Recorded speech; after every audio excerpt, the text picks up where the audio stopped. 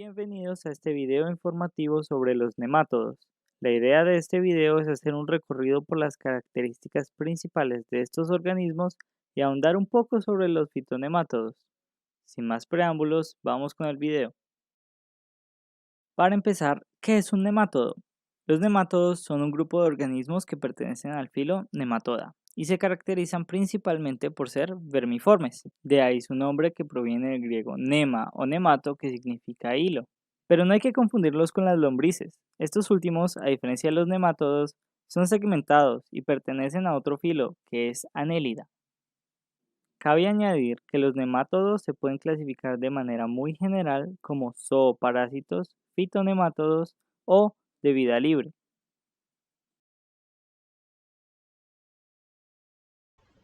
La identificación y descripción de los nemátodos comenzó por el siglo XVIII con científicos como John Needham, quien reportó uno de los primeros fitonemátodos al estudiar granos de trigo enfermos, colocarlos en agua y observar la presencia de fibras moviéndose. De igual forma, para finales del siglo XIX y comienzos del siglo XX, aparece uno de los principales científicos en el estudio de nemátodos, el estadounidense Nathan Augustus Cope, conocido como el padre de la nematología, quien estableció dicha rama de la ciencia, propuso el filonemátoda, identificó cerca de 1000 especies de nemátodos y generó nuevas técnicas para el estudio con microscopios. Además, su frase más emblemática demuestra la ubicuidad que presentan estos mesoorganismos. Para conocer más acerca de las características que presentan estos organismos, es buena idea consultar un árbol filogenético. Para empezar a buscarlos nos basamos primero en el hecho de que son animales, así que seguiremos este árbol hasta Metazoa, de donde se dividen los otros grupos de animales. Podemos observar que dentro de Metazoa existen dos grupos. De estos, los nemátodos se ubican en protostomia. La característica principal de los protostomados es que en el desarrollo embrionario del tracto digestivo primero se forma la boca del individuo. Dentro de protostomia podemos observar a los nemátodos. Una característica que comparten la gran mayoría de nemátodos es su pseudoceloma. Los nemátodos tienen una cutícula compuesta principalmente de quitina secretada por la epidermis, unos músculos longitudinales, una cavidad corporal llena de fluido incompresible y un tracto digestivo. La cutícula y el fluido de la cavidad corporal generan un esqueleto hidrostático, que sirve de soporte principal para los músculos. De esta manera, estos organismos pueden hacer locomoción.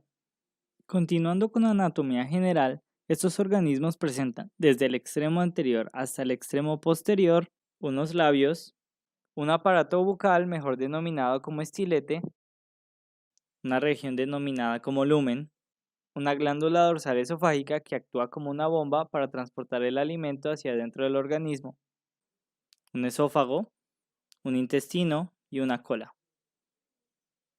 En cuanto a las estructuras de reproducción, solo se encontrarán en nemátodos adultos. Los machos tienen principalmente una espícula, que la utilizarán para guiar el esperma dentro de la vulva de las hembras. Una vez dentro fecundarán los óvulos y se formará un huevo. En ciertas especies, los machos son poco comunes, y las hembras se reproducen fecundándose a sí mismas. Este proceso se llama partenogénesis.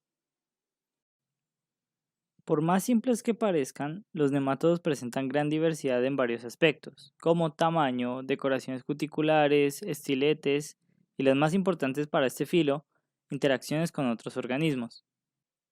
Los estiletes varían según la dieta del individuo. Pueden ser onquioestiletes, que son usados principalmente por nemátodos depredadores, odontestiletes, que son usados principalmente por nemátodos fungívoros, bacteriófagos, omnívoros y en menor proporción fitonemátodos.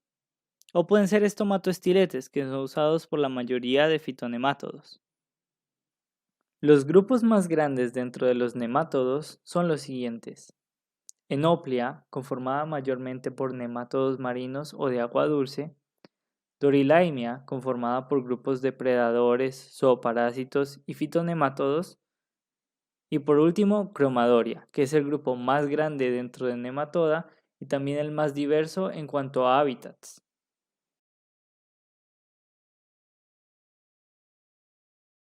El ciclo de vida de los nemátodos se compone de 6 etapas, una embrionaria, 4 juveniles y una adulta. Además, presenta una muda de cutícula para cada una de las etapas juveniles. Después de ocurrir la embriogénesis, el nemátodo está en la etapa J1, en la que sigue dentro del huevo. Tras esto, sucede la primera muda y pasa a J2, la etapa más infecciosa en la que saldrá del huevo solo cuando las condiciones ambientales sean favorables. Luego se produce una segunda muda para pasar a J3, la cual no dura mucho tiempo y genera rápidamente una tercera muda para llegar a J4, finalizar de esa forma la etapa juvenil y hacer una última muda para volverse adulto.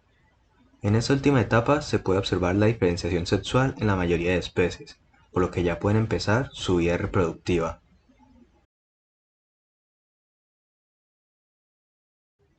Cuando hablamos de los fitonemátodos nos referimos a aquellos nemátodos considerados parásitos de plantas, los cuales emplean muchas estrategias para afectar al hospedero, ya sea en la parte aérea de las plantas o dentro y alrededor de las raíces. Estos fitonemátodos se clasifican en dos órdenes, Dorilaimida y Tilenquida, siendo todos los géneros de Dorilaimida ectoparásitos migratorios. En cambio, muchos géneros de los Tilenquida se caracterizan por ser endoparásitos migratorios. A pesar de esto, los nemátodos más importantes y dañinos de Tilenquida son de la familia Heteroderidae, los cuales son endoparásitos sedentarios que una vez alcanzan la fase infecciosa en J2, se desplazan hasta entrar en una raíz, se establecen en una célula y producen sustancias que aumentan el tamaño de la célula para usarla como fuente de alimento hasta que pasan a la etapa adulta. De igual forma, algunos géneros de dicha familia, como Globodera y Heterodera, pueden generar quistes. Para ello, la hembra sale un poco de la raíz para poner sus huevos dentro de su cuerpo, y cuando su vida está por terminar, su cutícula se endurece para protegerlos.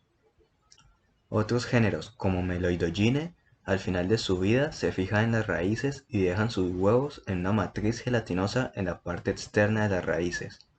Además, son capaces de inducir hipertrofia e hiperplasia, lo que provoca que la planta desarrolle agallas como respuesta.